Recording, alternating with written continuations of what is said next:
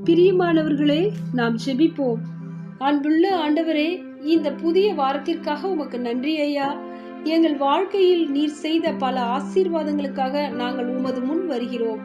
இந்த வாரத்தின் ஒவ்வொரு நாளையும் உங்களிடம் ஒப்படைக்கிறோம். எங்கள் வாழ்க்கையின் ஆதாரம் மற்றும் எங்கள் வாழ்க்கையின் வலிமை நீரே.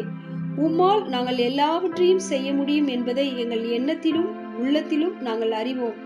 எங்கள் மீதும் எங்கள் குடும்பத்தினர் மீதும் மற்றும் அனைத்து மக்கள் மீதும் உமது கிருபை இருக்கும்படியாக வேண்டிக் கொள்கிறோம்.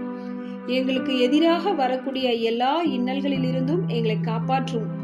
உமது ஒளி எங்களில் பிரகாசிக்கட்டும். நாங்கள் உம்முடைய வெளிச்சத்திலே வெளிச்சம் காண்கிறோம். நாங்கள் சந்திக்கும் ஒவ்வொரு நபருக்கும் உம்முடைய சமாதானம் மற்றும் நம்பிக்கையின் ஆதாரமாக இருக்கட்டும். சங்கீதம் 107:1 உள்ள உம்முடைய வார்த்தையின்படியே, கர்த்தரை துதியுங்கள், அவர் நல்லவர், அவர் கிருபை என்றும் உள்ளது, அவருடைய கிருபை என்றென்றும் நிலைத்திருக்கும். உமது நற்குணத்திற்கும் விசுவாசத்திற்கும் நன்றி செலுத்துகிறோம். மேலும் நீர் எங்களை ஒருபோதும் கைவிட மாட்டீர் என்று உமது வாக்குத்தத்தங்களை நாங்கள் நம்புகிறோம்.